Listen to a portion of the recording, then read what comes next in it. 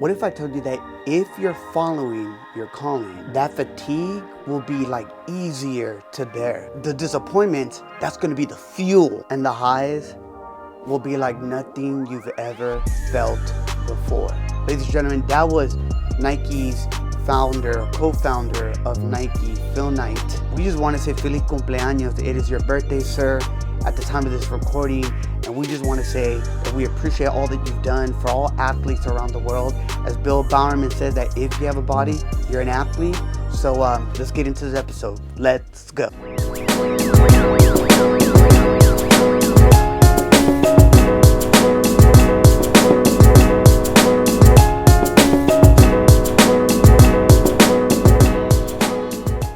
What is up, ladies and gentlemen? This is Noan El Boricua, and I'm really excited to be able to come to you with another episode here of really what we do at Fuel Pasión is immerse ourselves dentro de la cultura, always growing in our faith. And you already know we got to make those conexiones each and every day. Now, I kind of told you guys at the beginning of this video that it's Phil Knight's birthday, and I would have loved to have done a whole video around him. I think we'll save that for another day when we think about historically the impact that he's done, not just on the field or on the court, but way beyond, like him and his wife, as much as what they've done to be able to give back to education and for science has been really amazing. And I think a bigger impact that I was thinking about was maybe a reminder that, you know, in this week of this recording, that we also have what's the date of 2/24.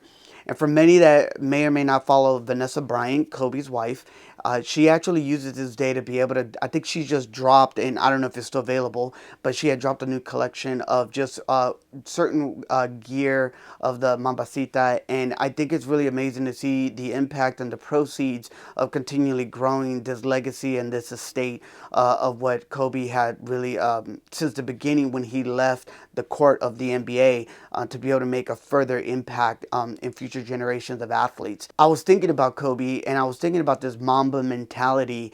I actually did this exercise with my team where we were trying to think about which of the 5 traits when we think about the Mamba mentality relate to us. And it was really cool. It was really dope to be able to see the journey and how we relate to certain things. But then it also got me thinking like, I got to share this with you guys. So we're not going to really do the exercise, but I think what I wanted to share with you guys really quick is the following. We know that Kobe is an amazing basketball player. We know that Kobe, what he did on the court was unreal.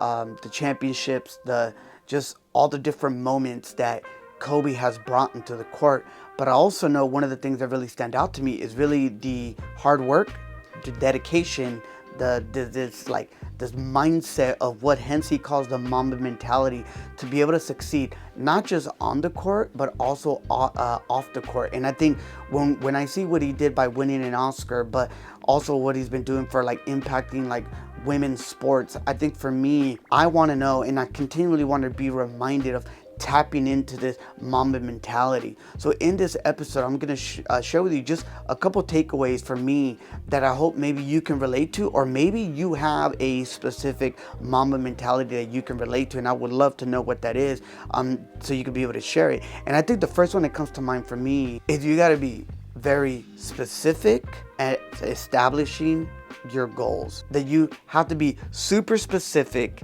and not just a goal, but a challenging goal. I put my notes over here, so I'm gonna look at this because I really want to share this with you guys. It says the following: we need to understand, and this is what I wrote, how did Kobe set his goals?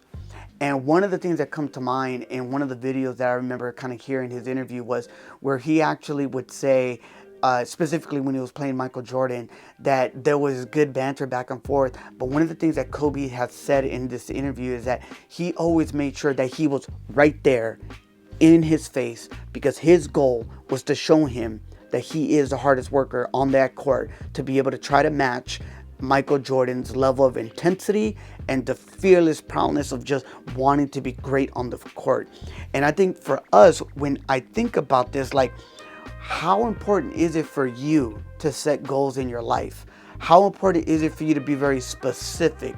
I think the beauty is that when we understand this Mamba mentality, we know that there's specific mile markers, right? So I'm gonna give you an example.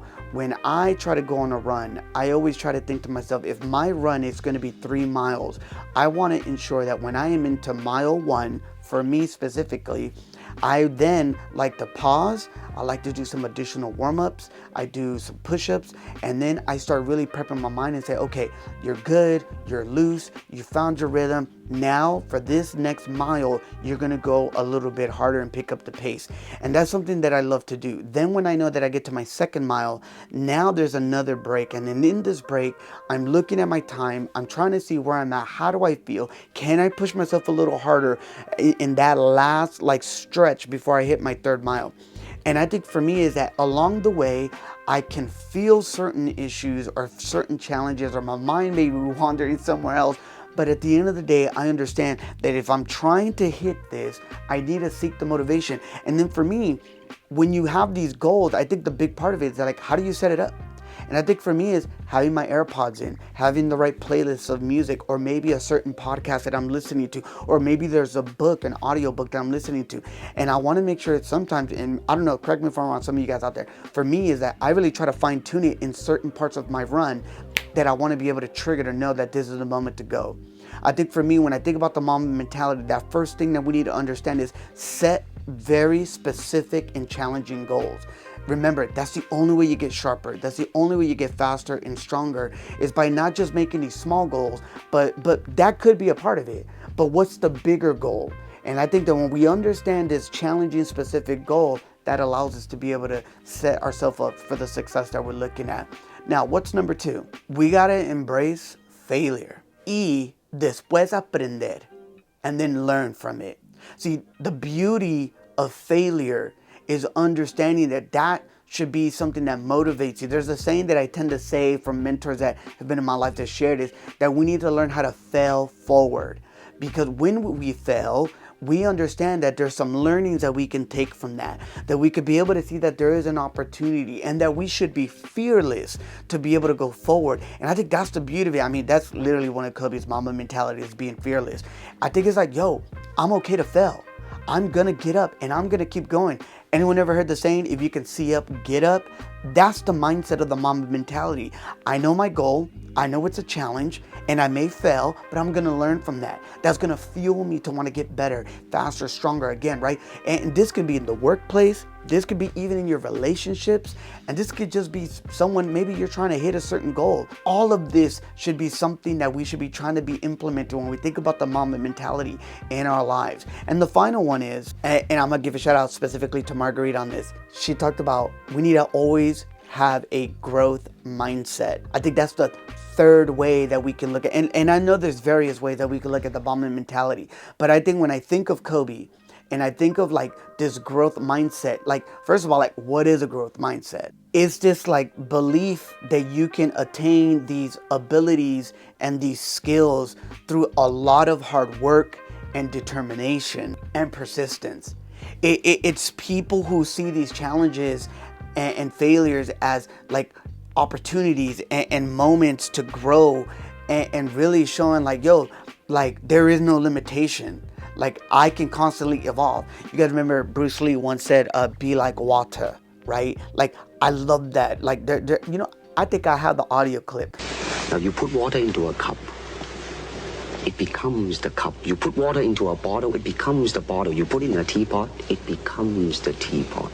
Now water can flow or it can crash. Be water, my friend. Kobe believed that greatness was not a matter of this innate talent or luck, but that it was this result of unyielding commitment to improvement and the willingness de poder, de hacer, to do the hard work more than anyone else. You should be the first and the last in the room. You should be the one that's going to show up consistently. And I think for me, when I think about like, okay, this is my goal, and I understand these are my failures that I can learn from, but I also understand that this is only going to grow me. You got the Mamba mentality. I want to spotlight that in this week, at the time of this recording, it's been 15 years that my good friend Yesenia Tarango, she went out to be with the Lord. She passed away from cancer at a very young age. She was, man, she's the one who lit up the room, her smile, and just her determination. She was a hard worker. She set goals for herself. And I know that, working, at my church, I remember when she was in a leadership role that she was asking me a few questions. I've shared this with some close friends that I remember when she approached me to seek to understand a moment. In that moment, I didn't have the self-awareness as a leader that I kind of pushed back and said, you already know what to do, just figure it out. It wasn't until 2 minutes later when I was crossing paths with her that I realized that she was in tears. And I stopped and I paused and I sat next to her and I asked her, is everything okay? Of course, me being immature as a leader, I thought maybe there was something wrong with her. But what she was crying was, I don't understand. Why don't you see what I'm asking? And it was really just the frustration and the brokenness. And in that moment, the lack of empathy that I had, I kept questioning. But it wasn't until something slapped me in my head and was just like, yo, cállate, be quiet, and listen to the person that's in front of you that has this heart that is willing to serve within our community and our church. That was the start of one of the greatest relationships that I've had, not as a colleague that works in helping our community and our church members here, but more importantly, understanding that we need to observe before we may say something, that we should seek to understand, and that we should be able to meet people in the middle and understand that there is a process to empathy and there's a process to self-awareness. And I just want to say I'm grateful for you, Yesenia, and I know you're in heaven because you fought hard. But my hope is that for me, I think of Yesenia with this Mamba mentality. She played the piano, she sang, she was so funny, she was hilarious. And I know that her family continues that legacy of who she is. And my hope is that I can continually, throughout my years, continually learn to understand what it is to be a great leader and showing empathy and making sure that I can attain these goals. And it's really people like you, Yesenia, that I'm grateful for. So I miss you. We love you. And I hope one day to see you in heaven because believe me, it's been a while and I really miss you. So I don't want to get more emotional. I don't want to get caught up in this, but I just wanted to share that. And it's always good to have this mentality. And look, it's not just for the workplace. It's not just for the community that you volunteer at. It's just life. We should have a Mamba mentality. Know your goals. Be okay with failing. But always have this growth mindset that you will attain those talents and gifts that you're looking for. Ladies and gentlemen, that's what I got for you, man. I hope that has been a blessing for you. I want to know, what's the one key thing for you when it comes to a Mamba mentality? What are the goals? How do you get after them? And how do you grow? I would love to know if you want to shoot that in the comments. Other than that, I hope you guys can like and subscribe. And more importantly, I really hope that you can enjoy just a new week. A new week to be dentro de la cultura. A new week to be able to grow in your faith. And a new week to make nuevas conexiones, those new connections. Like always, check us out, FioPasionPodcast.com. Y como siempre, como dice mi abuelita, que Dios te bendiga.